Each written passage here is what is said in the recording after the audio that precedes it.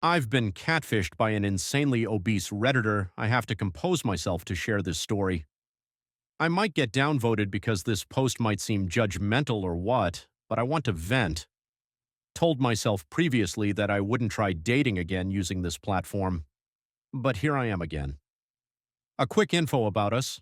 We are both almost entering our 30s. We often chatted online and decided to meet up. He was entirely different from the pictures he sent me. Based from our convo and the photos we exchanged, he currently has a dad bod look, which is totally fine, because this is what I prefer. We agreed to meet in a certain place, and he sent a full-body picture of him on the spot, just right when I just told him that I arrived. I was morbidly shocked at the sight of him. He was nothing like the pictures he sent me. Dad bod? He looked like he ate 5 grown men with his look. He even lied about his height. He promised he was 5'7", but he was in fact 5'3". I know because he was only an inch higher than me. I think he even used a face filter to hide the craters on his face. He looked babyish in his photo. I blame myself for not leaving right there and then. It felt wrong not to meet him after he traveled so far. I decided to be brave and continued to meet up with him. Maybe his personality could be his winning trait. No, I was wrong. Not even his personality was okay. He was a glutton, cheapskate, and narcissistic. He wanted to try the food I was eating, wanted to take a sip of my drink, and kept bragging while downplaying other people. He kept pestering me to buy snacks so that he could try them. Like, bruh, if you want to try them, go buy and eat it. I'm not going to stop you from eating. He told me he doesn't eat veggies, like no shit Sherlock, and that I should stick to sweets so that we both could eat it together. I want to pull my hair at this point. You're probably wondering, hey OP, why not just leave him on the spot? We were in the middle of nowhere. Stupid me agreed to a day trip. While he was driving, he would randomly clap and dance to his tunes, and every single time, I kid you not, the car would bounce. I was dizzy during the entire ride. On our way home, he asked if I wanted to go on a second date, and I told him I'm open to that idea. In my head, I was scared to reject him because he might kick me out of the car, and I don't think I can hail a grab at that place. To be fair to him, he admitted he was NGSB and was socially awkward. I gave him tips on how not to be awkward, and the rest is up to him. Update: I've been catfished by an insanely obese Redditor. I didn't expect my previous post to blow up. I received over 100 messages from people who want to share their catfish experiences. I read every single one. Words of wisdom and care, and couple of dating applications. I wish I could reply to all of you, but it's just far too many. Thank you again for listening to my story. It's helping me cope with what I experienced.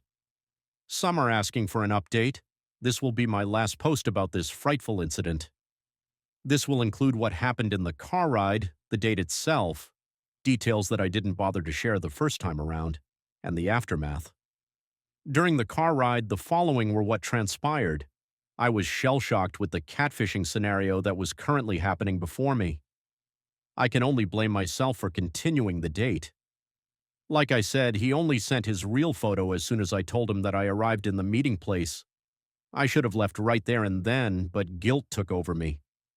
Upon entering his car, he removed his socks and shoes.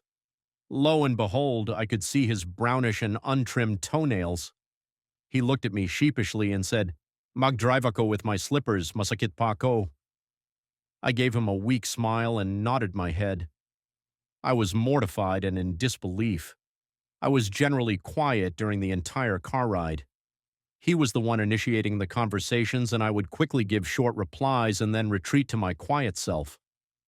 This Redditor and I have bonded over anime.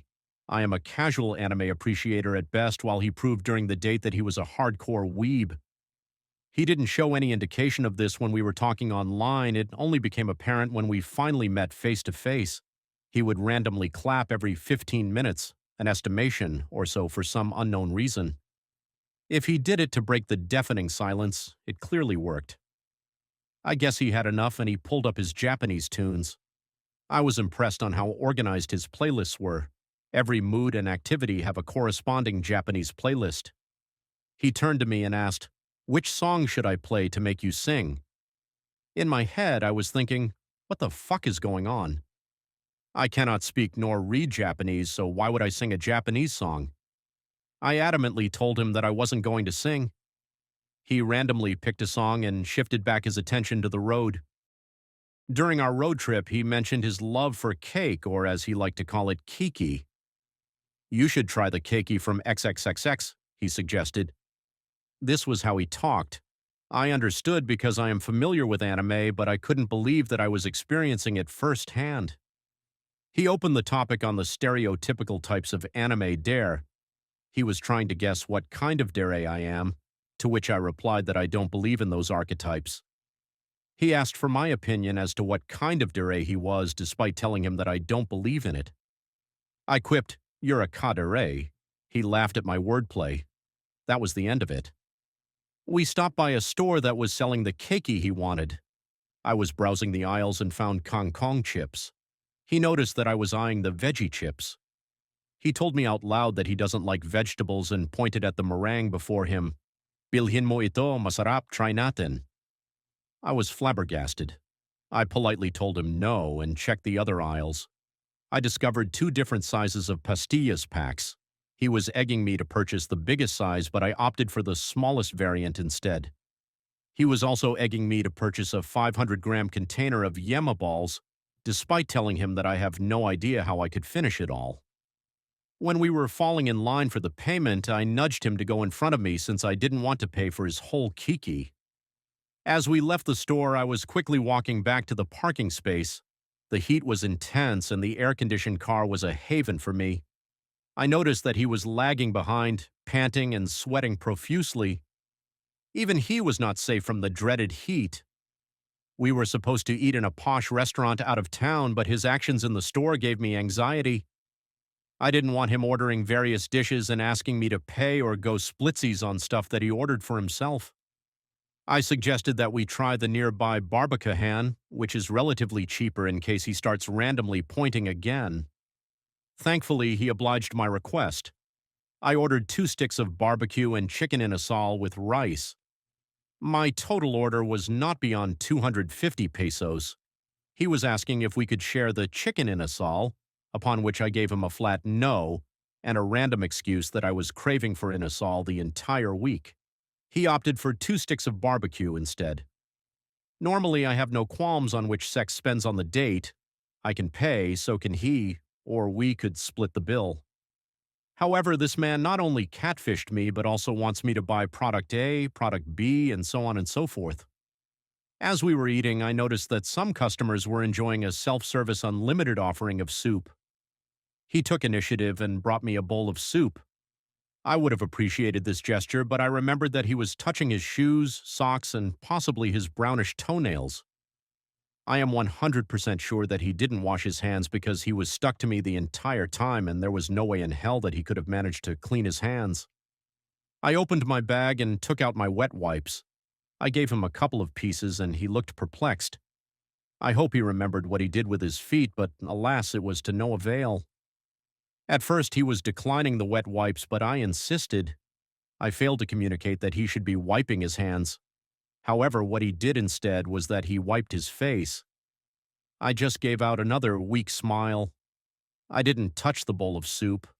Was I being an overly dramatic germaphobe? Please do tell me. I noticed that he wasn't enjoying his meal. I asked him, "What's wrong?" He complained that, "Hindi daijubu yung barbecue." I think at this point he was just flexing the amount of Japanese terms Gathani words he knows.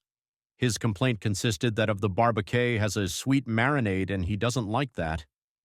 I chose to ignore and not say a word because it tasted fine to me and I'm already exhausted. When we got back to the car, I was fanning myself frantically and complaining on how bad the weather was. I was sweating under my jacket. He told me that I could take it off, but I declined.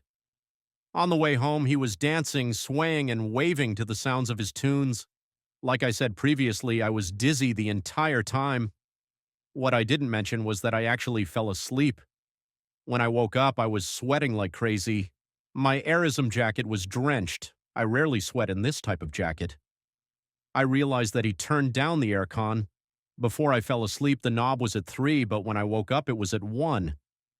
I do not understand why he would do this. Was he saving the car's battery? I was afraid to complain because I was scared that he might kick me out of the car. As far as I can tell, there were only private cars around us, and it would be difficult to catch a Grab or a public transport vehicle. He noticed that I was awake and quickly told a tale of his workmates.